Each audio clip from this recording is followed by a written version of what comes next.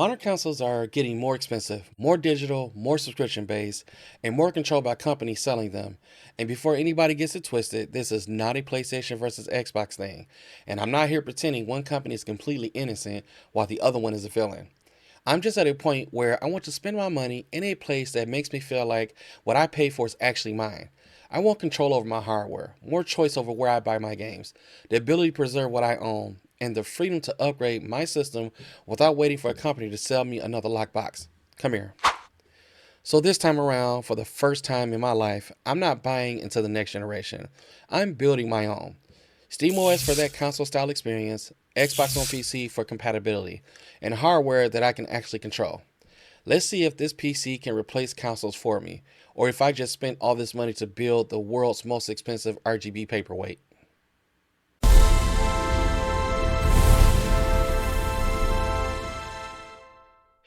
All right, before we get started into why I'm making this switch, the parts I picked up, and the full build process, make sure you hit that like button, subscribe to Ramon's Digital Retro Fusion, turn on notifications so you don't miss the next SteamOS, Xbox, retro gaming, and real gaming industry conversation coming next. And while you're down here, let me know in the comments, are you still fully committed to console gaming, or are you thinking about building a PC and taking more control over your gaming setup? I've been gaming my entire life. I go all the way back to the original NES, and since then, I've owned just about every major console generation that came after it. Nintendo, Sega, PlayStation, Xbox, you name it. I've been there for it. I've watched gaming go from blowing it to cartridges and fighting over who gets the second controller, to massive online worlds, digital storefronts, subscriptions, and games that need a 100 gigabyte update before you can even reach the main menu. So when I talk about the direction gaming is going, it's not coming from somebody who just picked a side last week. I love console gaming. It has been a major part of my life. But through the news I've covered on this channel, the rising prices, all digital pushes, subscription increases, disappearing games, less physical media, and companies have more control over the games we pay for, I have started to feel like the traditional console experience is changing into something I do not fully recognize anymore. And that is why I believe PC hybrid consoles are the next big move. I think people still want convenience of a console, sitting down, grabbing a controller, turning on one system, and getting straight to their games. But people also want more freedom, more control over their hardware, more choices for buying games, more ways to preserve their libraries, and more flexibility than one closed ecosystem can offer. Right now, SteamOS feels like it's leading that charge. It gives you that console style gaming experience, but Steam also gives you room to build your own setup and make it fit your needs. You're not limited to one company's hardware choices or locked into an exact way of play. That is why I chose this route. I want SteamOS to be my main console style experience, but I'm also dual booting into Windows, so I don't have to lose access to Xbox on PC, Game Pass, games with strict anti cheat, and everything else that still works best on Windows. I'm not picking one side. I am building a setup that gives me the most choice, the most control, and the best chance to make the games I pay for feel like they are actually mine. So let's go to the hardware I've gotten and see what it took to get there. All right, let's start with the motherboard because this is actually where the story of this build began. I picked this up from Micro Center back in 2020, 6 years ago, and it's been sitting in my basement, brand new, unopened ever since. And at the time, I was planning to build a PC, but then the PS5 and Xbox Series X launched. Like a lot of gamers, I decided to go with the new consoles and put the PC plan on hold. So technically, I started this build 6 years ago. I just took a very extended intermission. Now, the first part I bought after that long 6 year break was the case. This is the Thermaltake View 720, and I picked it up because I thought it looked pretty clean and it had a nice showcase style without making me spend a card note just to hold my PC parts. This purchase came from Amazon. Next up is the CPU. Since I already had an AM4 motherboard, I went with the Ryzen 7 5700X. I wanted something that matched the board I already owned but still gave this build plenty of power for gaming, SteamOS, Windows, and everything else I plan to do with it. I found this one brand new on eBay, which is another example of why it pays to shop around. You don't always have to buy the very part from the biggest store at the first price you see. Sometimes the better deal is sitting out there waiting. You just have to do your research, check the seller, and just be patient. Next up is the RAM. I found this Corsair Vengeance Pro RGB 16 gigabyte DDR4 kit brand new on Macari. It fits the bill, it matches the AM4 platform, and of course it has RGB, because apparently a PC cannot fully perform unless at least one of the parts is glowing like it's auditioning for a sci-fi movie. Now here's the funny part. After I bought this, I talked to a buddy of mine and found out he has some 32 gigabyte DDR4 sticks just sitting around because he upgraded his own system to DDR5. So down the line, I may end up grabbing those and upgrading this build even more. After that, I picked up the CPU cooler. This is the Peerless Assassin 120 and I got it from Amazon. I wanted something that could keep the Ryzen 7 5700X cool without spending an unreasonable amount of money, and honestly, I thought the little screen on it was pretty cool to look at. Now next up is the M.2 NVMe SSD. I picked this one up from Amazon. It is not one of the huge name brand drives everybody immediately recognizes, but it has strong reviews, is Gen 4, and the price made sense for the build, so I decided to take a chance on it. Now the power supply, I picked this up from Micro Center. This is the Thermaltake Tough Power GT Snow, rated at 750 watts. I wanted a power supply with enough headroom for this build and upgrades down the road, because the power supply is not the part you want to gamble with. This is what keeps everything powered up. So I wanted something reliable that fit the look of this build too. And finally, the biggest piece of the build, the graphics card. I picked up the XFX AMD Radeon RX 9070 overclock with 16 gigabytes of VRAM from Amazon. This is part that is going to do the heavy lifting when it comes to gaming. I wanted something powerful enough to handle modern games, give me room to grow into higher settings and resolutions, and fit the kind of SteamOS and Windows dual boot setup I'm building. I also went with AMD because it makes a lot of sense for the SteamOS direction I want to take from this PC. And with 16 gigabytes of VRAM, this gives me some breathing room for moving forward instead of building a system that is already struggling the moment a new game decides it needs half a hard drive and a NASA computer just to open the settings menu. Now that we have gone through every part, it's finally time to put this thing together. I've been planning this build for a long time apparently, picking up each piece little by little, and now it's time to see if all of that patience pays off, or if somehow I build the most expensive decoration in my house. Let's activate the B-roll.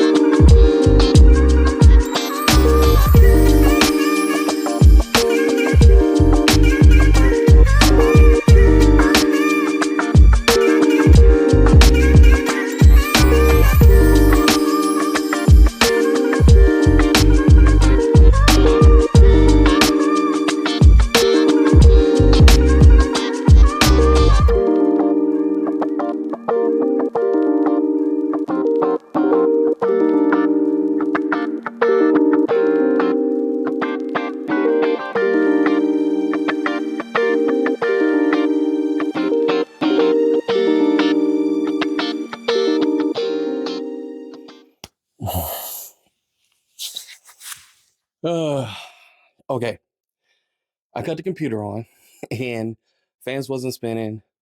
I couldn't get it to pulse, and I had two diagnostic lights on. One was for the CPU, the other one was for the RAM. And I've tried everything to get this thing to pulse. I reconfigured the RAM, I updated the BIOS, I changed the CMOS, I redid the thermal paste. I mean, everything I can think of. So I decided that, well, since it's not working, maybe I'll go to Micro Center. Maybe something wrong with the motherboard. And I go to Micro Center. Sure enough, it's the motherboard. He asked me a few questions, and I said, I told him everything that I just told you. And then the first question he asked, how old is the motherboard? I said, well, it's 6 years old. And he goes, 6 years old? I said, well, it was brand new. I didn't open it. He's like, yeah, you got a dead board. Go get you another motherboard. So, so I got another motherboard, and of course, I had to tear everything all back down. I mean, all the way down. I mean, everything, disconnect everything, take all the parts out, everything, put the new motherboard in, and here we are. So here are my end results.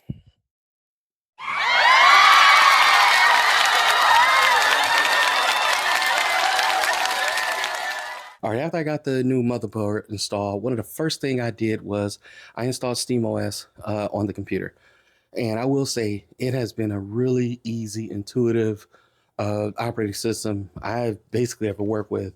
It's definitely not Windows, but um, I didn't get a Steam Deck, and I hate that I didn't do that. I don't know why I waited. I mean, I have everything else besides the Steam Deck. I got handhelds, I have consoles, I have PCs, laptops, but I didn't pick up a Steam Deck. So that one's on me. But as far as launching a game, playing a game, downloading a game, I mean, you name it, the experience has been very well on SteamOS. So just, I'm very happy with what I installed, and it's been pretty fun. All right, now that I got SteamOS installed and I'm loving it, now I want to do the dual boot for compatibility for like the anti-cheat and other games that's not a compatible with Steam. I don't have another SSD, so I don't have any. I think I got an idea. Let's go back to my desk so we can chat. So the reason why I made that immediate pause is because I just thought about it. I have an M.2 in this Batacera console that I made in an old PC that I use. And what I want is I want Windows to have its own separate SSD and SteamOS to have its own separate SSD where they don't have to share, share storage between each other. And I want to set up a dual boot. And also, I can do my emulators off of the SteamOS. So let's get the drive out of here. Let's get Windows installed on it, and let's install it in the computer. I do have to do a little bit of work. I got to take the graphics card out. I have to take the original M.2 SSD in there now that has SteamOS on it, because I don't want to have them both installed as Windows is trying to configure. Once they're both configured, then I'll put it all together, set up a dual boot, and I'll have my future gaming setup set.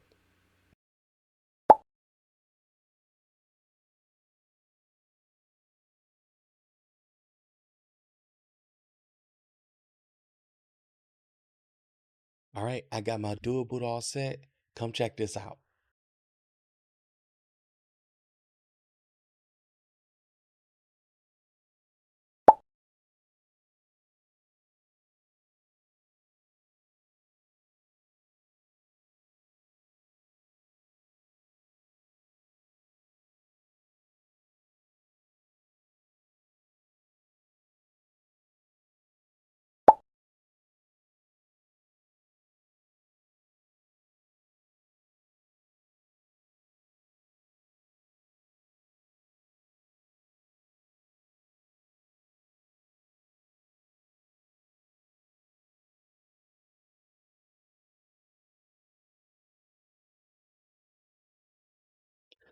And after putting this whole setup together, I can honestly say I'm happy with the route that I chose.